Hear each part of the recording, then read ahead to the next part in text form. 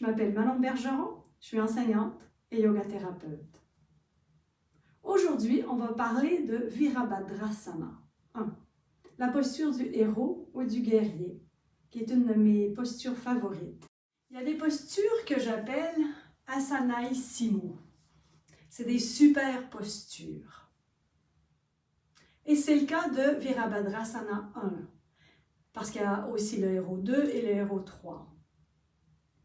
C'est une posture que j'apprécie beaucoup pour sa grande versatilité et pour ce qu'on peut ressentir dans le corps, dans la respiration et dans le mental.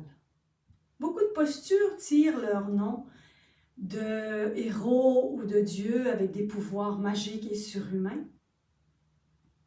Et donc, avant de voir la posture, la structure de l'asana, j'aimerais vous raconter l'histoire de Virabhadrasana, d'où elle tire son nom, cette posture, pour vous permettre de mieux la comprendre et de mieux aborder la posture.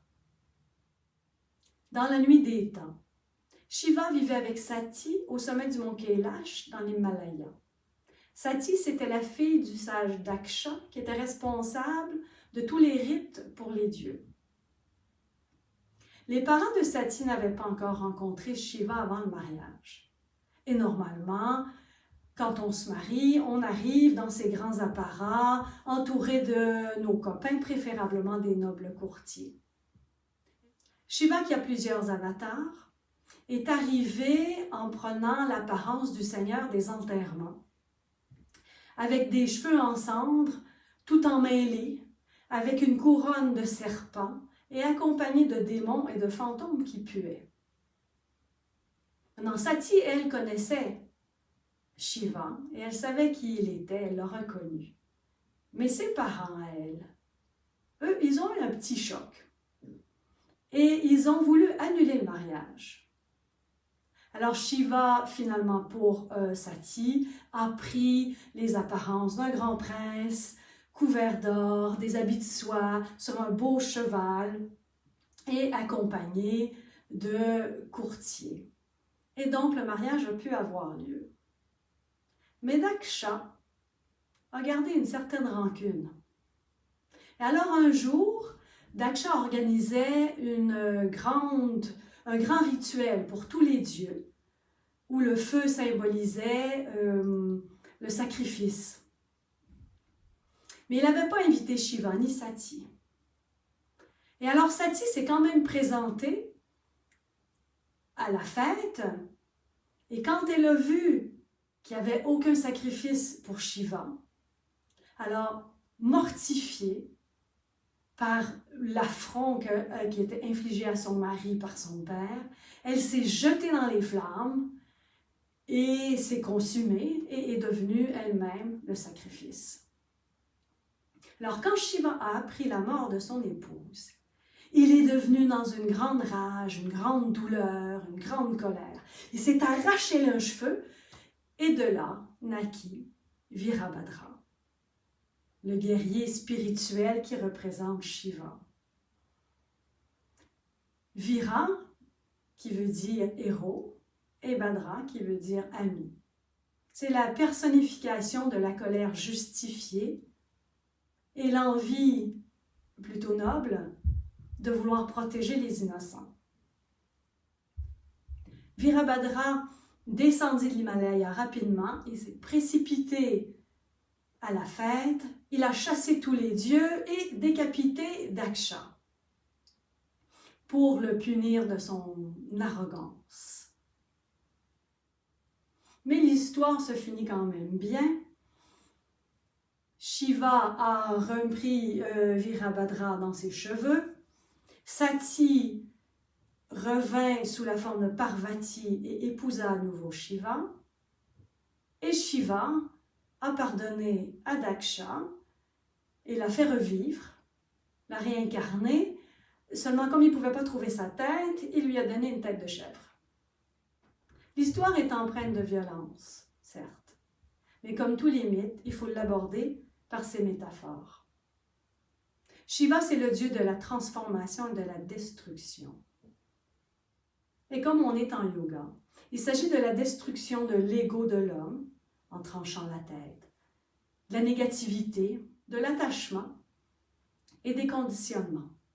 Tout se transforme constamment et on détruit pour mieux reconstruire.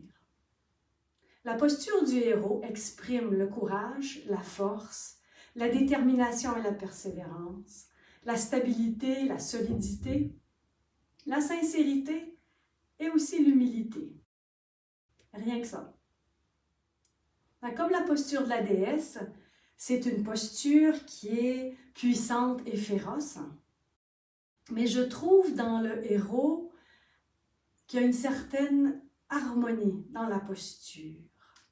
Il émane de la posture une force tranquille, parce que c'est un guerrier puissant, farouche, mais sans agressivité.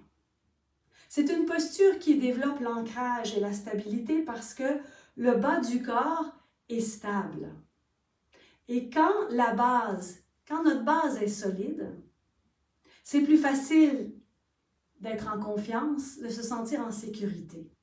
Et donc de pouvoir ouvrir la région du cœur, ouvrir la poitrine, s'ouvrir à la vie et aux autres, avoir plus confiance en la vie et confiance aux autres, peut-être de nous aider dans notre quête de héros, justement. C'est aussi une posture d'humilité.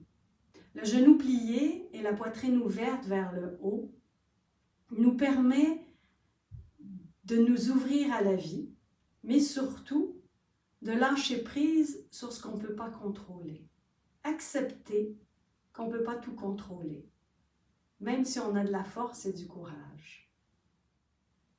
Donc tout ça, c'est très fort comme symbolisme. Au niveau structurel, la posture classique, elle renforce la musculature des jambes et des hanches. On a un étirement des fléchisseurs de hanches et des mollets. Elle renforce toute la musculature du dos et des épaules. Elle développe la stabilité abdominale et améliore aussi le sens de l'équilibre. Elle assouplit la cage thoracique parce qu'on l'étire devant, sur les côtés et derrière. Et donc, elle favorise la respiration et favorise une amplitude respiratoire. Donc, elle nous permet de respirer plus librement et plus profondément. Alors, je vous l'ai dit, c'est une Asanaï-Simon. C'est une super posture. Maintenant, pour la prise de posture, il n'y a pas une façon correcte ou incorrecte de faire Virabhadrasana 1. On commence ici en Samastiti. Et puis, vous ouvrez vers l'extérieur un pied de façon naturelle. Puis, vous faites un grand pas. Prenez une longueur en avant. Mais vous prenez un écart qui est assez grand, mais pas trop. C'est-à-dire que quand vous allez plier le genou, à l'inspiration, on monte les bras. Il faut être capable de pouvoir revenir en arrière de façon aisée et aussi de pouvoir transférer le poids aussi facilement. C'est une posture où le guerrier peut se déplacer rapidement et sans trop d'excès d'énergie. Et donc, à l'inspiration, comme je disais, on lève les bras et vous fléchissez le genou en même temps. Donc, les pieds ne sont pas dans la même ligne. Parce que sinon, c'est très difficile de garder l'équilibre. Donc, ils ne sont pas dans une même ligne. Il y a à peu près la largeur des hanches. Ce n'est pas un trop grand écart non plus entre les deux. Et donc, il s'agit de trouver pour vous la position de vos hanches qui fait que vous êtes en équilibre. Maintenant, le buste, la poitrine est légèrement en avant au-dessus des hanches. Ça permet d'alléger le poids sur le bas du dos. Donc, ce n'est pas arqué vers l'arrière comme ça.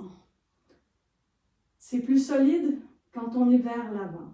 On soulève le sternum et on l'éloigne du nombril. Et les abdominaux, on les rentre et on garde du tonus pendant toute la posture pour pouvoir soutenir le dos et maintenir toute la structure.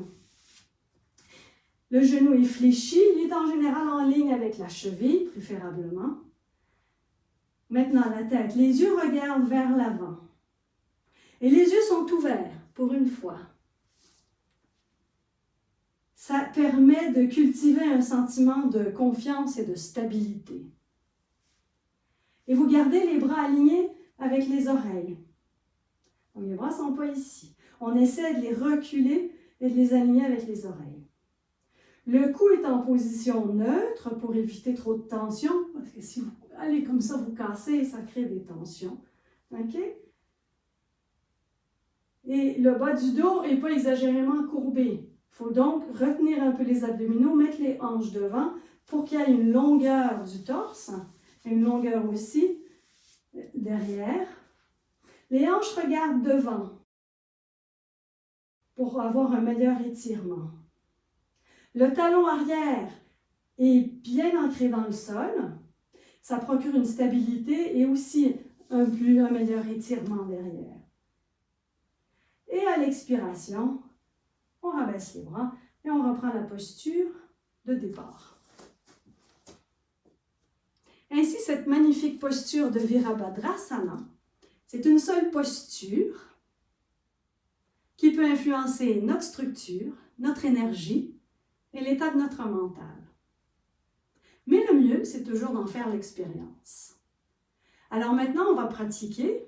On va faire la posture 4 fois en dynamique et puis on va maintenir la posture en statique pendant quelques respirations.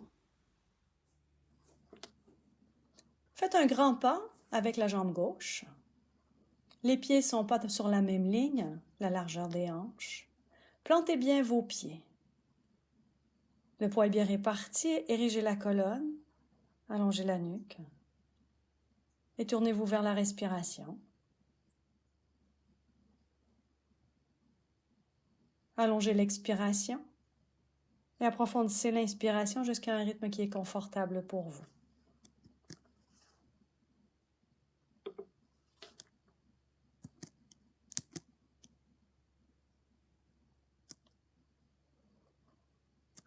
À la prochaine inspiration qui se présente, montez les bras au-dessus de la tête, pliez le genou gauche. À l'expiration, redressez la jambe, rabaissez les bras. Et encore une fois, inspirez, montez, les côtes s'ouvrent. À l'expiration, contractez le plancher pelvien et le bas-ventre progressivement du bas vers le haut. Vous allez refaire cet exercice encore 2 fois à votre rythme. En sentant bien la posture, les pieds sont ancrés.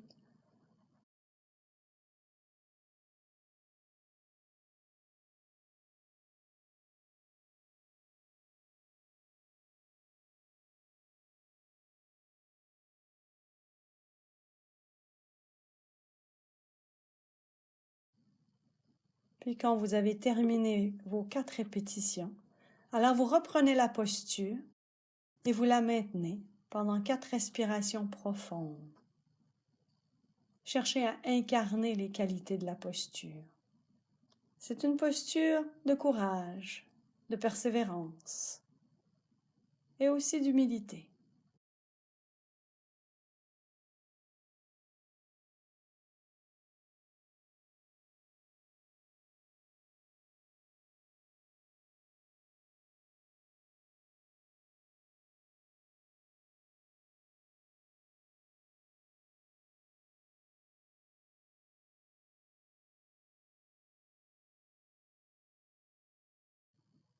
Et sur une expiration, vous abaissez les bras, vous redressez la jambe. Puis mettez vos jambes ensemble, à la largeur des hanches, prenez la posture debout de Samastiti. Et prenez un petit moment pour voir comment vous vous sentez. Est-ce qu'il y a une différence entre la gauche et la droite? Puis vous faites un grand pas avec la jambe droite. Et on va refaire l'exercice 4 fois en dynamique et 4 respirations en statique. À l'inspiration, montez les bras jusqu'en haut, pliez le genou droit. Expirez, contractez bien les abdominaux, redressez la jambe, abaissez les bras. Et encore 3 fois à votre rythme. Gardez toujours un peu de tonus dans les abdominaux, dans le bas-ventre pour maintenir la structure, maintenir le dos. Plantez bien le talon derrière dans le sol.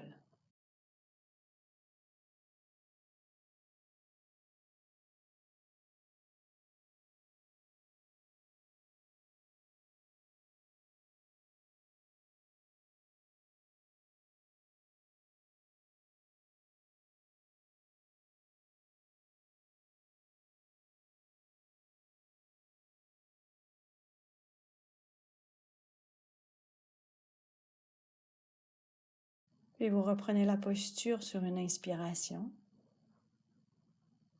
et restez dans la posture pendant 4 respirations profondes et régulières.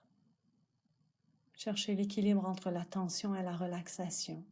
Cherchez la stabilité et le bien-être dans la posture.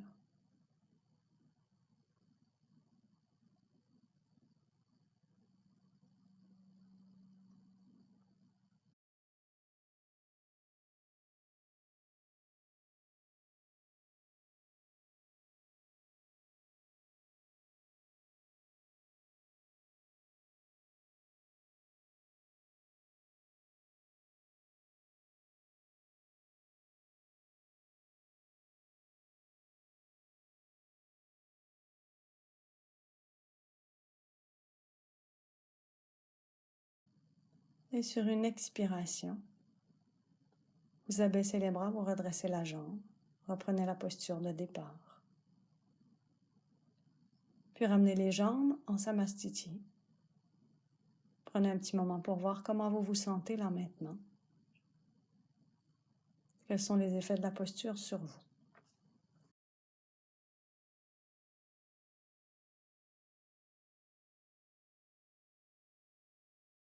Et si vous en sentez le besoin, vous pouvez faire la flexion avant 3 ou 4 fois en contre-posture.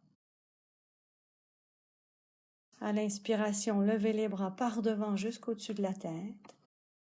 À l'expiration, grande flexion vers l'avant à partir des hanches, laissez tomber la nuque.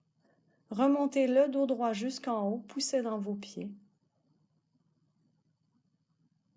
Et redescendez sur une flexion en contractant les abdominaux. La flexion, elle est faite en douceur. Pliez légèrement les genoux si nécessaire. Et encore une fois.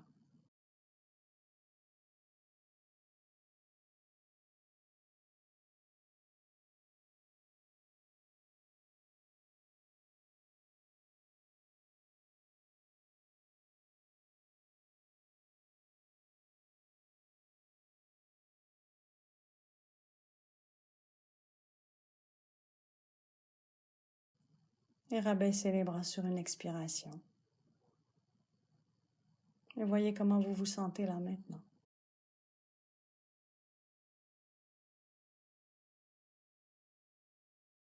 Je vous remercie d'avoir été là aujourd'hui.